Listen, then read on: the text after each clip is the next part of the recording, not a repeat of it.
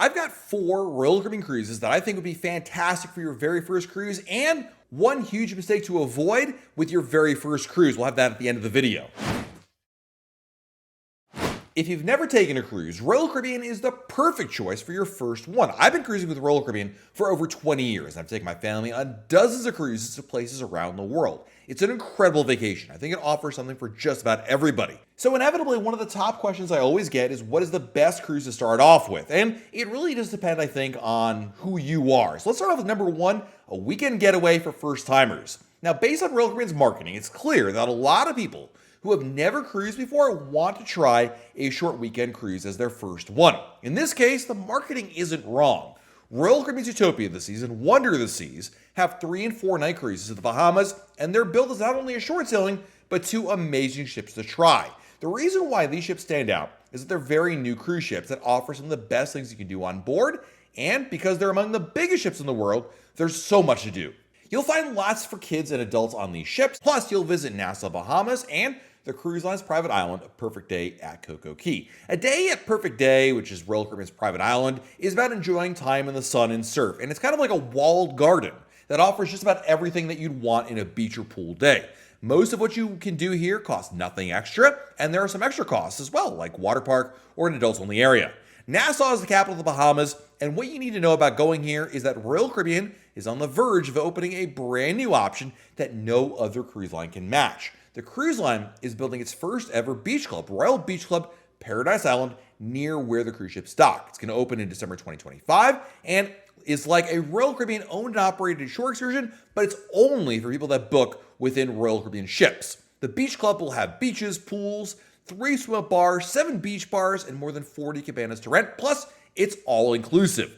What you get with a cruise like this is a packed few days to try out not just a cruise, but sail on one of the best ships in the entire world and indulge in incredible days on shore and on board. Your time on board will fly by, but as a new cruiser, this is perfect for somebody who wants to dip their toe into the proverbial pool and try things out without compromising on what they get with the ship experience. But what if you're a first timer that wants to see Europe, not the Bahamas? Royal Caribbean not only offers cruises just about every corner of Europe, but it's a convenient way to see a lot of places without the hassle of packing, unpacking, repacking, and getting around. One advantage of a European cruise is it's far more port intensive than a Caribbean one because of all the time you'll want to spend ashore seeing these cities. This is a boon for a new cruiser because you'll be less ship dependent.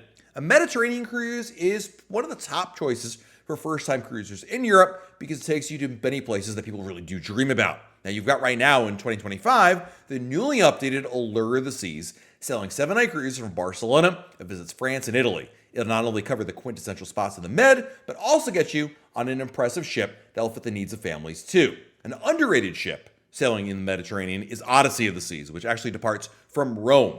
And Odyssey is a new ship that visits destinations in Italy, Greece, and Turkey. And I love sailing on Odyssey because of how much there is to do. It's a bit smaller than Allure, like a smidge, but still offers plenty for families to do on board.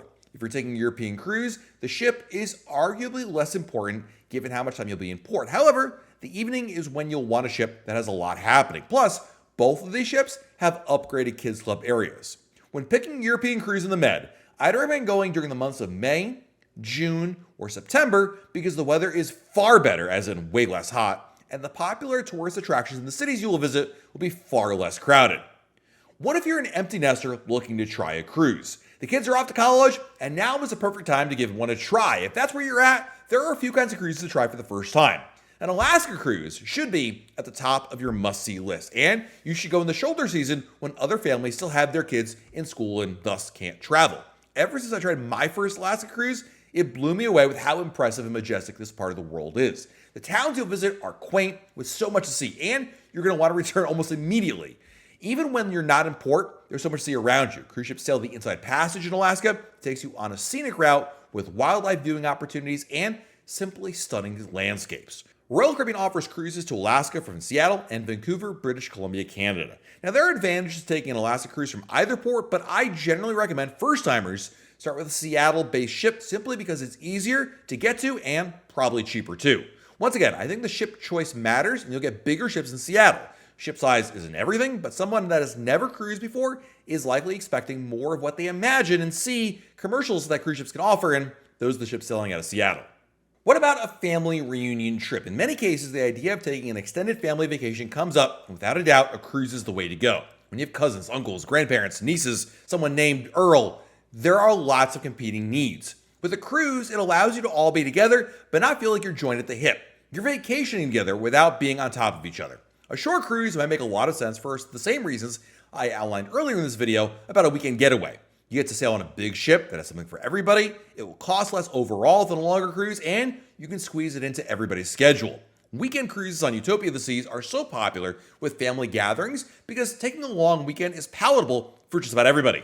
I'd also point a family reunion style trip to about a 5 to 7 night cruise because then you can get to really spend time with each other and not feel like it's over just after it started.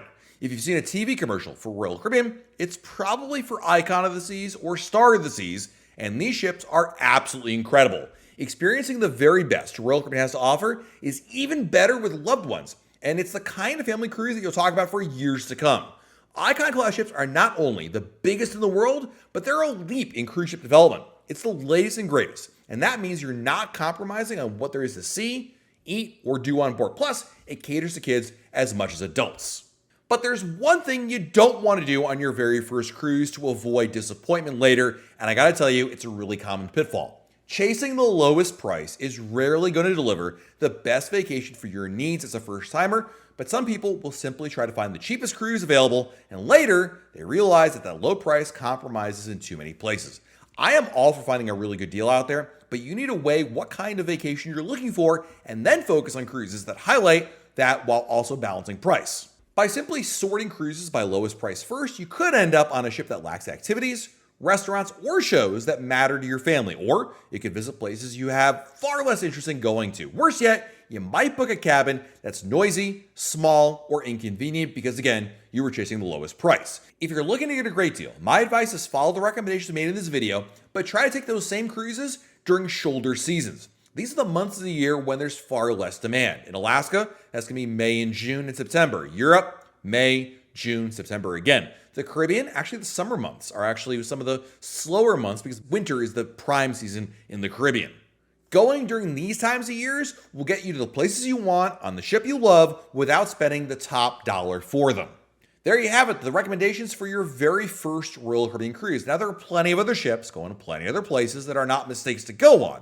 I'm simply giving you advice as to if you were coming with a blank slate, as to which ships to try for the very first time or which type of cruises to try for the first time, what should you book. That's kind of what's out there right now. Let me know in the comments below if you are a first timer, what are you choosing or what are you thinking about choosing? And if you've been there before, done that, and cruised many, many times, just talk about it, give me your recommendations for the very first ship that you'd recommend to somebody who's trying Royal Caribbean.